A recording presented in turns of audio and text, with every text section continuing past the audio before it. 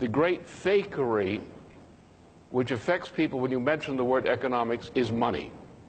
They try to explain a system of money which is a sound system, they argue, for running an economy. And as I said, a system of money is insane, intrinsically, because it's only paper, it's arbitrary, it has no physical content. Did you ever see money plow a field? Did you ever see a coin talking? If you did, you should talk to about that. All right, so therefore, money has no intrinsic value, nor does gold have an intrinsic value as a currency. These things have determined values by the processes in which they function. Money is merely a medium of exchange. It is necessary because society is composed of tightly integrated and complex social relations. And therefore, in order to process the exchange of goods and other things, you need money as a measure of the social political process of exchange. The root of an economy is man. There's no economy among animals. An economy reflects a characteristic of people, of the human individual, the difference between the individual and the beast. That is, these cognitive powers by which we discover universal physical principles, derive new technologies or apply technology based on these principles. We apply them to our problems. And therefore we find that through our efforts, our physical efforts, or the expenditure of our time, that we are able to produce more wealth than it costs to keep us in the process of production, both in terms of our labor, in terms of the cost to maintain the families in which we come, but also in the cost to society of capital expenditures on which we rely, both in private industry and by government, including large-scale infrastructure, things of that sort. We rely upon this. Our productivity depends upon it. And therefore, it is the power of man to make discoveries and to use them. Discoveries derived from discovery of universal physical principles, which increases the value of what is produced over the cost of production. And therefore, essentially, economy starts with purely physical values in the sense of the physical values dependent upon man's ability to discover universal physical principles and to derive and apply technologies obtained through these discoveries. That is real economics. And that's how wealth is produced, essentially, from the standpoint of the individual. When we're talking about the individual entrepreneur who runs a small firm, his primary function is as a mediation of these kinds of discoveries or their technologies derived from them. He's become a master of applying these technologies to something for some purpose. He's able to use his judgment in such a way that these things are successful in actually producing more wealth for society in net effect than the cost of that production. That's a simple physical relationship, like the relationship of the individual mind to the discovery of a universal physical principle. Then you have the second aspect. Now let's suppose that you have a very intelligent fellow. He's plunked down somewhere on the planet. He's given a machine tool and so forth, all the materials needed to produce. Is that going to determine his productivity? No. What's going to determine his productivity is the educational system in which that population lives, the level of infrastructure, such as the production and distribution of power, the degree to which the environment is controlled by large-scale water management, by forestation, all these other things which are the conditions of life, the conditions of social life, determine how productive the individual entrepreneur, the individual worker will be in society. So it is not from the individual labor as such that the wealth comes. The ability of man to produce more than the cost of production depends not only on the individual, it depends upon the conditions of life in society in which that individual operates. Therefore, we have the division in economy, which is modern national economy. The division between the activity of the individual as individual using technologies or perfecting the application of technologies derived from universal physical principles, from the mind of the individual. The individual mind's relationship to nature is the primary thing there. But that does not determine the productivity of labor. What determines the productivity of labor variably is the conditions of society in which this is done. So therefore you have in economy two things to consider. You have the local activity,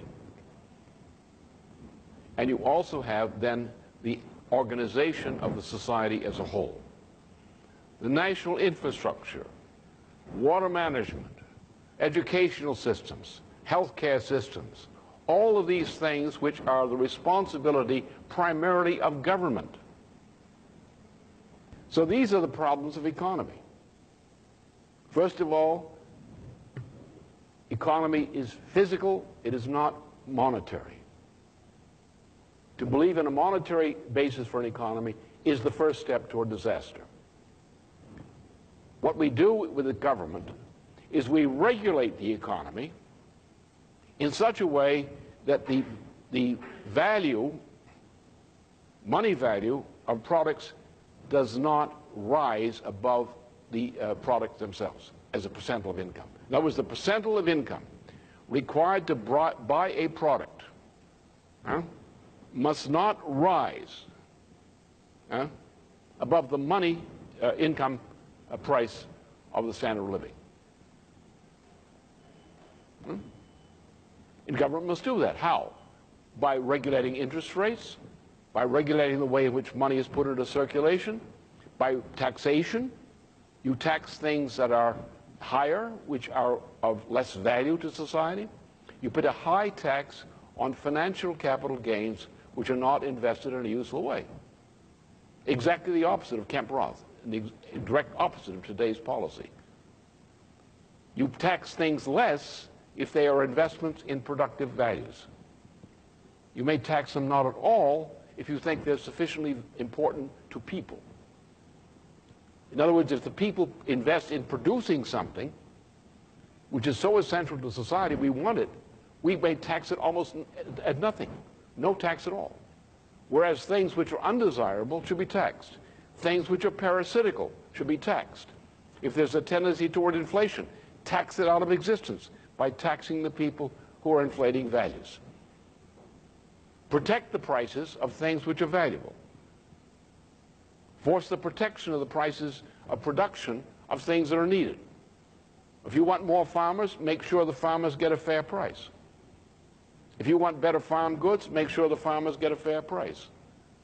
If you want investment in a certain industry, make sure a fair price is available in that industry. Investment tax credits of the Kennedy investment tax credit is just an example of that. So what we do in a sane society is we regulate the flow of money, the issue and flow of money. We regulate interest rates. We regulate trade tariffs. We enter into agreements with other countries on trade in order to protect investments, essential investments of those countries, including our own. So therefore, we regulate the flows of money in such a way that the price of goods, price of money does not rise above the price of goods. As a matter of fact, we do it in such a way that through productivity, the price of goods will drop in terms of money terms relative to the quality of goods produced. We also demand that a tax program which supports the kind of infrastructural investments we require. For public infrastructure, such as power generation and distribution, we will provide, in a sense, what some people call subsidies. We will give favorable treatment in terms of loans, favorable treatment in terms of taxation rates to those. And since we wish to fund the public investment area, that is where the public invests, as we used to, people used to invest their savings, ordinary families would invest their savings for their retirement in public utilities. Public utilities used to be, under Roosevelt and beyond, were regulated.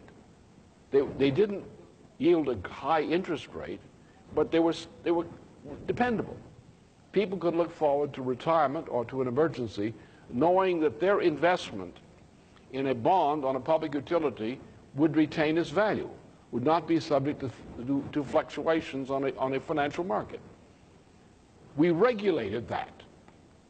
So the key thing here is government must regulate. The government must regulate is not a matter of statism versus free enterprise. That's nonsense.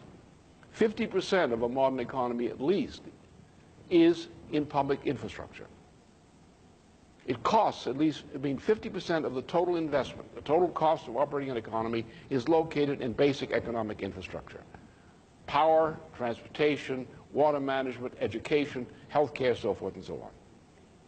Urban management. And therefore, the state must provide that either in the form of direct investment at various levels of government, or it must provide that providing a structure in which private investment is encouraged in public infrastructure, and that area is regulated to make sure it works. And then on top of that, we give incentives, financial incentives in terms of tax, in terms of credit, and so forth, to entrepreneurship, to families who are trying to buy houses or acquire houses and so forth. That is the way the U.S. economy would function when it was following its constitutional intent. And the problem today is we've gone in a different direction.